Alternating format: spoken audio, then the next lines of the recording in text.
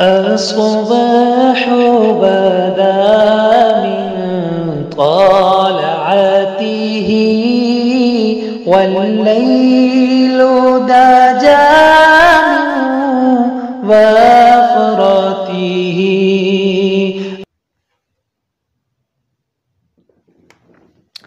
بسم اللہ الرحمن الرحیم. سلسلہ تحقیق و تخریج الحدیث میں آج 27 رجب کے حوالے سے ایک روایت کو ہم شامل کرنے والے ہیں. یہ روایت مختلف پوسٹوں کے اوپر اس فضیلت وغیرہ کے حوالے سے ذکر کی جاتی ہے. اس حوالے سے ایک پوسٹ جو ہے وہ آپ کو سکرین پہ بھی نظر آ رہی ہے، وہ دیکھیں. اس میں یہ اور دیگر بھی بغیر پوسٹ کے بھی اسی طریقے سے بھی اس کو وائرل کیا گیا. بعض نے اپنے بیانوں کے اندر بھی اسے ذکر کیا. 27 رجب میں یہ مخصوص جو نوافل ہیں وہ اس طریقے سے ثابت ہیں. اس میں جو روایت وغیرہ ذکر کی گئی ہے وہ اس طریقے سے شعب الایمان میں اور دیگر کتب وغیرہ کے اندر بھی اس کو ذکر کیا گیا ہے.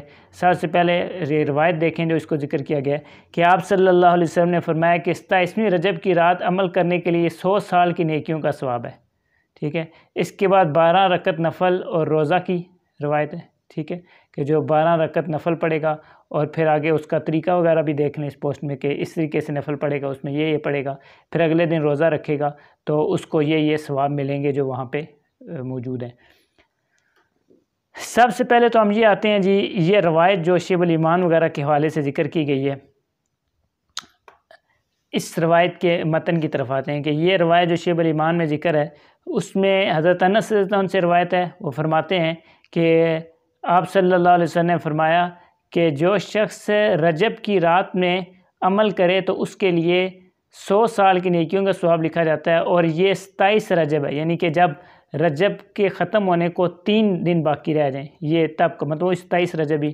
فرمایا کہ جو شخص اس میں 12 رکعت نفل پڑھے اور اس کی ہر رکعت میں سورۃ الفاتحہ پڑھے اور قرآن مجید کی صورت پڑھے، ٹھیک ہے، اور ہر 2 رکعت کے بعد تشہد پڑھے اور اس کے آخر میں سلام پھیرے، پھر سبحان اللہ والحمدللہ ولا الہ الا اللہ واللہ اکبر 100 دفعہ کہے اور 100 دفعہ ہی وہ استغفار کرے اور اللہ کے نبی صلی اللہ علیہ وسلم پہ درود پڑھے اور اس کے بعد وہ جو بھی دنیا اور آخرت کی دعا مانگے گا اور وہ صبح روزے سے ہوگا، مطلب اگلے دن وہ روزہ رکھے گا، تو فَإِنَّ اللَّهَ يَسْتَجِيبُ، اللہ تعالیٰ اس کی تمام دعا کو قبول کرے گا. اللہ مطلب کہ گناہ کے والے سے کوئی دعا نہ مانگے تو اس کی دعا اللہ تعالیٰ قبول کریں گے. اب سب سے پہلے یہ روایت ہوئی، ہم اس روایت کی تقریر کی طرف جاتے ہیں کہ یہ روایت کس کس نے ذکر کی. یہ امام بہقی رحمہ اللہ نے شعب الایمان میں ذکر کی اور فضائل الاوقات میں ذکر کی گئی، کنز العمال میں، جمع الجوامع میں ذکر کی گئی، فضائل رجب میں ابن اسحاقر نے ذکر کی. اس کے علاوہ بھی یہ روایت دیگر حضرات نے بھی ذکر کی ہے. یہاں تک تو یہ بات ہوگی. اب اس روایت کا حکم کیا ہے تو ابتدا میں خلاصتاً میں ذکر کر دوں کہ اس روایت کے اندر کچھ راوی ایسے ہیں کہ جن راویوں کے اوپر محدثین کی جرح انتہائی سخت ہے اور اسی سخت جرح کی وجہ سے یہ روایت شدید درجہ کے مجروح، شدید درجہ کے ضعیف، بلکہ بعض حضرات نے اس کو موضوع تک قرار دی ہے. ٹھیک ہے. تو خلاصتاً یہ کہ یہ جس کی ہم آگے مزید ڈیٹیل ذکر کرنے والے ہیں، یہ روایت اس قابل نہیں ہے کہ اس کو بیان کیا جا سکے. اب وہ 2 راوی جن کا ہم نے ذکر کیا ان میں ایک تو محمد بن فضل بن عطیہ، ٹھیک ہے، ان کے بارے میں ہمیں حاکم فرماتے ہیں کہ اس نے ابی اسحاق اور داؤد بن ہند سے موضوع روایات نقل کی ہیں. عدی الجرجانی فرماتے ہیں ثقات اس کی ہم حدیث کی اتباع نہیں کرتے. ابو ذر رازی نے ضعیف الحدیث، امام نسائی نے متروک الحدیث اور کذاب، ابراہیم بن یعقوب نے کذاب، دارقطنی نے متروک اور ضعیف، صالح بن محمد جزرہ نے حدیث وضع کرنے والا اور یحییٰ بن معین نے اس ضعیف لیس بشیء کذاب قرار دیا. ٹھیک ہے. اس کے علاوہ محدثین نے اس پہ جرح کیے سے دیگر بھی کافی ساری کتب جو ہیں ان کے اندر اس کی جرح موجود ہے.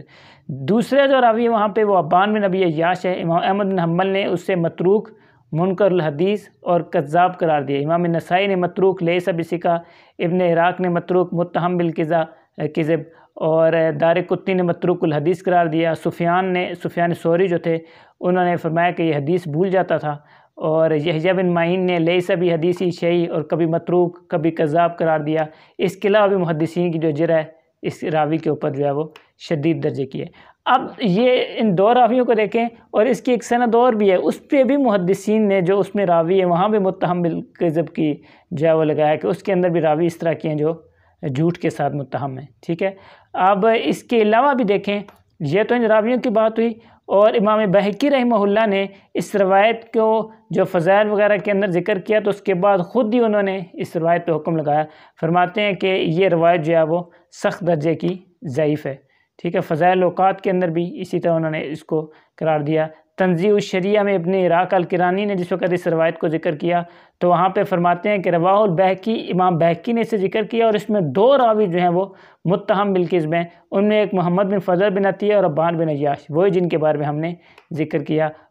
عبدالحی لکھنوی صاحب رحمہ اللہ نے بھی متہم بالکذب ان کو قرار دیا۔ ابن حجر عسقلانی رحمہ اللہ نے اس حوالے سے باقاعدہ تبیین العجب کے نام سے انہوں نے ایک رسالہ لکھا، جس میں کہہ لیں کہ رجب وغیرہ کے فضائل وغیرہ کے اندر جو جتنی بھی روایات ہیں ان کو ذکر کیا، وہاں بھی انہوں نے اس روایت پہ شدید درجہ کی جرح ذکر کی۔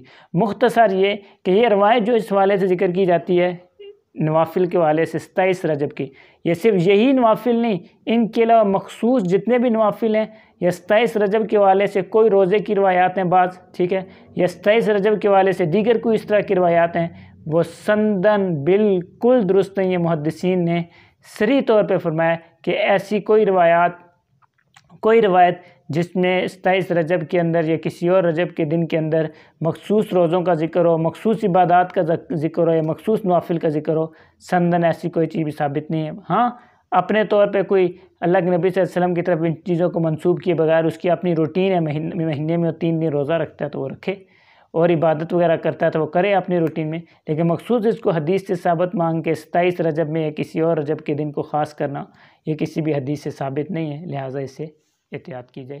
وصلی اللہ علی النبی الامی۔